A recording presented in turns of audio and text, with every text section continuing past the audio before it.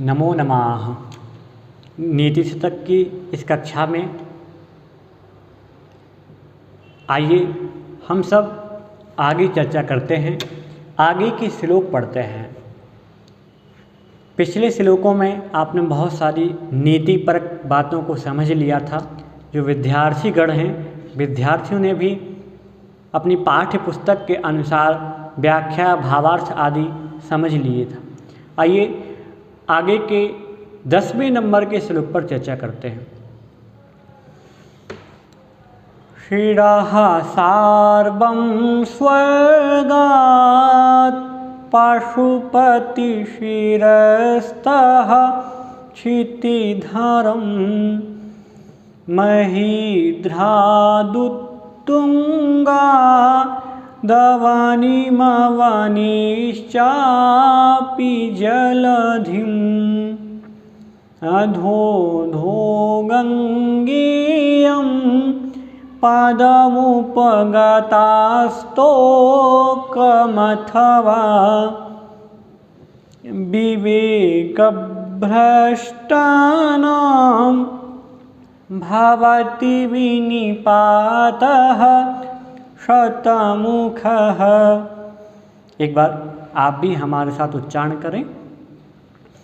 शिरः सार्वं स्वर्गात् पशुपतिशिरस्तः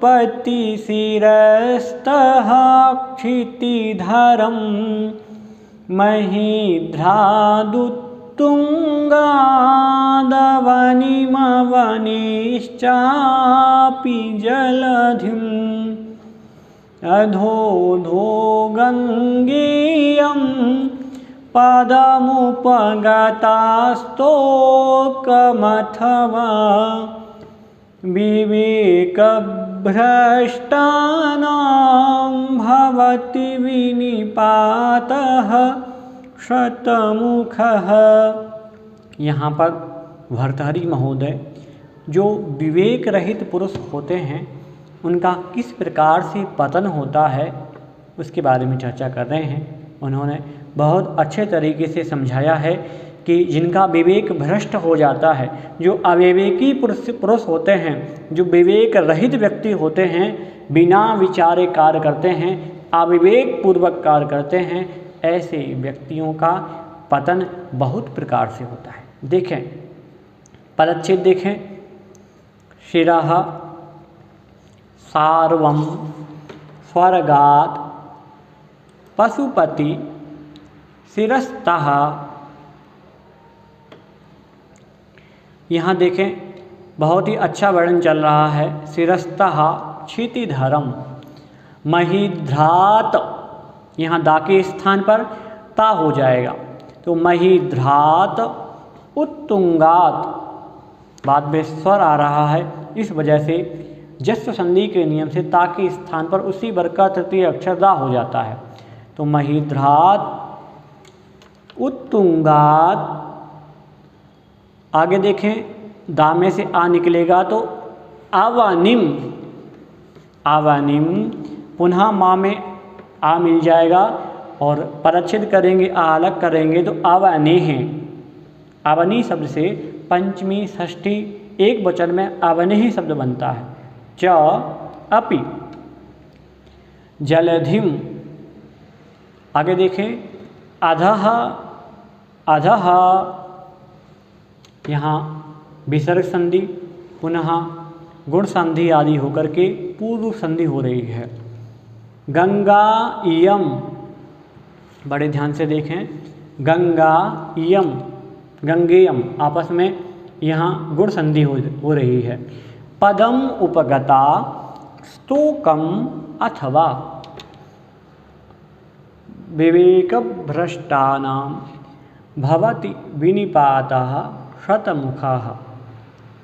इस तरीके से पदच्छेद देखेंगे। संधियों में आप समझ ही गए होंगे कि यहाँ सबसे पहले प्रथम पंक्ति में कोई विशेष संधि नहीं है। द्वितीय पंक्ति में महीध्रात, यहाँ जस्व संधि हो रही है। पुनः अवनिम, यहाँ आपस में अज्झीनम परिण संयुज्यम का नियम लग जाएगा। अवनेह विसर्ग संधि के नियम से सबसे पहले विसर्ग के स्थान पर सा होगा, पुनः श्रुत संधि हो जाएगी और चा अपि आपस में यहाँ दीर्घ संधि हो गई। अधा अधः यहाँ भी विसर्ग संधि के नियम लगेंगे। गंगा यम गुण संधि हो जाएगी। पदम उपगता अज्झिनम परिण संयोज्यम का नियम लग जाएगा, अर्थात जो भी व्यंजन स्वर से हीन होता है तो उसे बाद वाले स्वर में मिला जाता, बाद वाले स्वर से उसका मेल हो जाता है, संयोग हो जाता है, तो पदम उपगता। स्तोकम अथवा यहाँ भी वही संयोग हुआ है। विवेक भ्रष्टानाम भवति विनिपातः शतमुखः, यहाँ भी विशेष कोई संधि नहीं है। तो आइए अन्वयार्थ देखते हैं, एक एक शब्द से अर्थ देखते हैं, श्लोक का क्या अर्थ है। तो देखिए तृतीय पंक्ति में तीसरी लाइन में एक शब्द दिया गंगेयम, इसका अलग अलग पदच्छेद करेंगे तो गंगा यम इस तरीके से बनेगा। तो इयम गंगा, यह गंगा। अब ऊपर आ जाएं, स्वर्गात अर्थात स्वर्गलोक से। सार्वम, सार्वम शिव जी का दूसरा नाम है, तो स्वर्गात अर्थात स्वर्गलोक से, सार्वम अर्थात शिव जी के, सिरह अर्थात मस्तिष्क पर, सिर पर। गंगा का उद्गम कहाँ से हुआ कहा जाता है, स्वर्गलोक से। और स्वर्गलोक से ये किसके सिर पर आई तो कहा जाता है शिव जी के, जो हिमालय पर्वत पर शिव जी का निवास माना जाता है। तो वहाँ शिव जी के अथवा शंकर जी के मस्तिष्क पर स्वर्गलोक से पतन हुआ, तो उनके मस्तिष्क पर, सिर पर आगमन हुआ। फिर आगे देखें इसके बाद क्या हुआ, तो कह रहे हैं पशुपति ही शिरस्तः, पशुपति शिरस्तः अर्थात शिव के सिर से, शिव के मस्तिष्क से।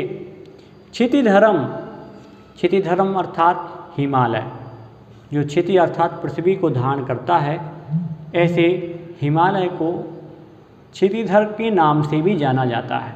तो क्षितिधरम अर्थात हिमालय। तो शिव जी के मस्तिष्क से कहाँ पतन हुआ, पतन होकर के वह गंगा हिमालय पे आई। और आगे देखें द्वितीय पंक्ति में महिद्रात उत्तुंगात इस तरीके से दिया हुआ है, अन्वय करेंगे तो उत्तुंगात महिद्रात। उत्तुंगात अर्थात ऊंचे, जो बहुत ऊंचा है, ऐसे महिद्रात अर्थात हिमालय से। महीम धरति यह महिधरः तस्मात् महिधरात्। तो इस तरीके से यहाँ पर पंचमी विभक्ति एक वचन में महिधरात रूप बनेगा। तो ऊंचे हिमालय से, आगे शब्द दिया देखिए अवनिम, अवनिम अर्थात पृथ्वी पर।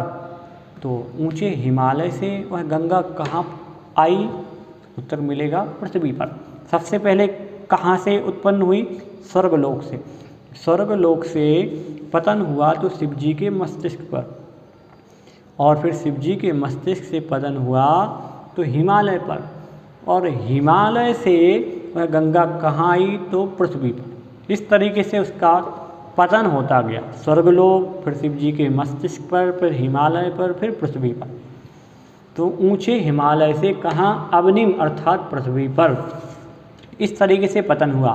आगे देखें, यहाँ तक चर्चा हुई। आगे देखिए अगली दूसरी पंक्ति में ही आगे शब्द है अवने हैं अर्थात पृथ्वी से। पंचमी विभक्ति एक वचन, पृथ्वी से। जलधिम अर्थात समुद्र में, सागर में। और पृथ्वी पर वो जब गंगा आई तो फिर कहाँ मिल गई, समुद्र में अर्थात सागर में। और नीचे की पंक्ति में देखें, तीसरी पंक्ति में प्रारंभ में ही शब्द दिया है अधोधो, पदच्छेद करेंगे अधा अधा अर्थात नीचे से नीचे। स्तोकम, स्तोक बोलते हैं तुच्छ, पदम, पदम अर्थात स्थान को, उपगता अर्थात प्राप्त हुई। इस प्रकार से ये जो गंगा है, ये गंगा नीचे नीचे पतन होते हुए तुच्छ स्थान को प्राप्त होती गई। स्वर्ग, शिव जी के मस्तिष्क, हिमालय, पृथ्वी और फिर धरातल में समुद्र में चली गई। तो नीचे नीचे निश्चित रूप से गंगा का पतन हुआ। तो देखें अंतिम पंक्ति में कितनी अच्छी बात कह रहे हैं। अंतिम पंक्ति में कहा है विवेक भ्रष्टानाम भवति विनिपातः शतमुखः, अथवा विवेक भ्रष्टानाम, इस तरीके से भी हम कह सकते हैं जो विवेक भ्रष्ट हो जाते हैं, ऐसे अविवेकियों के, जिनका विवेक नष्ट हो गया है, ऐसे अविवेकियों के विनिपातः अर्थात पतन, शतमुखः अर्थात बहुत प्रकार से, भवति अर्थात होता है, जिनका विवेक भ्रष्ट हो जाता है, ऐसे विवेक भ्रष्ट व्यक्ति के निश्चित रूप से 100 प्रकार से अथवा बहुत प्रकार से पतन होता ही है। इसलिए महानुभाव, जैसा कि हम समझते ही हैं, अगर हमें किसी कार्य में सफलता प्राप्त करनी है तो उसे हमें बहुत विवेक पूर्वक करना है। अगर विवेक पूर्वक कार्य किया जाता है तो निश्चित रूप से बहुत ज़्यादा फलदायी होता है। और जो अविवेकी होते हैं, जिनके पास विवेक नहीं होता, उनका निश्चित रूप से अनेकानेक प्रकार से पतन होता ही है। उदाहरण के तौर पर अभी गंगा का उदाहरण लिया, स्वर्गलोक, शिव जी, फिर हिमालय, फिर पृथ्वी और फिर समुद्र में जाकर के, तो इस तरीके से पतन तो निश्चित है। किनका? अविवेकियों का। तो एकमात्र गंगा का उदाहरण दिया। गंगा के उदाहरण से हमें गंगा को अपवित्र नहीं समझना चाहिए, गंगा बेकार है ये नहीं समझना चाहिए। ये तो केवल उदाहरण है। उदाहरण एक देश होता है। उदाहरण के माध्यम से भर्तृहरि महोदय ये समझाना चाह रहे हैं कि जो अविवेकी व्यक्ति होते हैं, बिना विचारे कार्य करते हैं, जिनका विवेक नष्ट हो जाता है, उनका 100 प्रकार से पतन निश्चित है, होता ही है।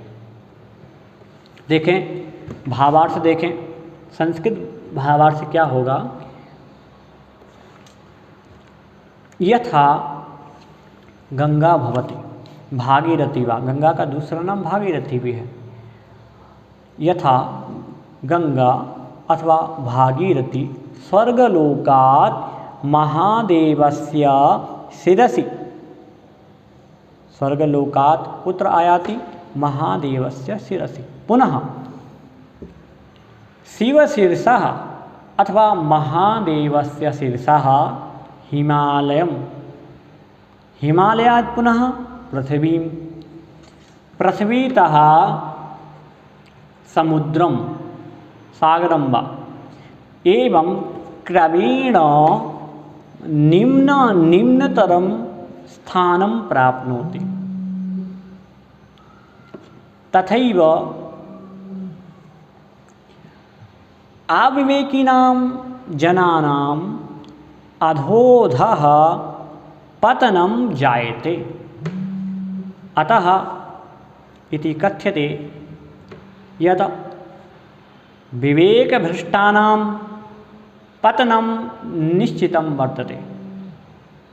इसलिए महानुभाव, मैं तो यही निवेदन करूँगा कि कभी भी अपने विवेक को नष्ट नहीं करना चाहिए। जिनका विवेक नष्ट हो जाता है उनका 100 प्रकार से पतन होता है। यहाँ शिखरणी छंद है तथा अर्थांतरन्यास नाम का अलंकार है। जो विद्यार्थी कक्षा को पढ़ रहे हैं, निश्चित रूप से आप अपना होमवर्क भेज ही रहे होंगे। जो विद्यार्थी अभी भी होमवर्क नहीं भेज रहे हैं, गृहकार नहीं भेज रहे हैं, वो डिस्क्रिप्शन में दिए हुए नंबर पर अपना गृहकार अवश्य भेजें। जय जिनेंद्र।